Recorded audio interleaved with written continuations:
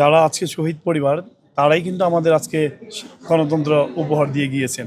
আজকে যে ভোটের অধিকার প্রতিষ্ঠিত হয়েছে, একটি গণতান্ত্রিক সরকার রাষ্ট্রীয় ক্ষমতায় অধিষ্ঠিত আছেন। আমরা তাদের অবদানকে যদি খাটো করে দেখি, তাহলে আমি মনে করি যে আমরা জাতির সাথে বিশ্বাসঘাতকতা করি। সেই পথ অনুসরণ করেই আমরা শহীদ পরিবাররা যাতে আমরা ভুলে না যাই।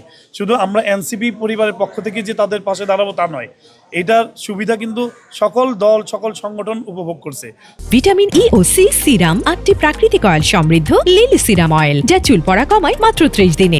তা আমি মনে করি শুধু এনসিপির পরিবারের পক্ষ থেকে নয়, অন্যান্য যারা সংগঠন আছে, সরকারি দলকেও আমরা অনুরোধ করব, যারা শহীদ হয়েছেন, শাহাদাত বরণ করেছেন, আহত হয়েছেন, ক্ষতিগ্রস্ত হয়েছেন, তাদের পাশে দাঁড়ানোর জন্য আমরা উদাত্ত আহ্বান জানাবো। এবং আমরা এটা শুরু করলাম, এটা এখনই না, বিগত বৎসরগুলোতেও এনসিপির পক্ষ থেকে কিন্তু এই প্রচারণা এবং এই ধরনের কর্মকাণ্ড অব্যাহত আছে। বিভিন্ন ধরনের অনুদান তাদেরকে দেওয়া হয়। যদিও আমরা এটা প্রচারণার জন্য নয়, আমরা তাদের পাশে দাঁড়াবো, এটার মনোবাসনা নিয়েই কিন্তু আমরা কাজ করে যাচ্ছি এবং এনসিপি পরিবার এই কাজগুলি করে যাচ্ছে। ভিটামিন ই ও সি সিরাম 8টি প্রাকৃতিক অয়েল সমৃদ্ধ লিলি সিরাম অয়েল, যা চুল পড়া কমায় মাত্র 30 দিনে। গতবার যে উনি যেহেতু দায়িত্বে ছিলেন সিটি কর্পোরেশনের, আমরা দেখেছি বর্জ্যগুলো 8 ঘন্টার মধ্যেই অপসারণ করে দিয়েছিলেন।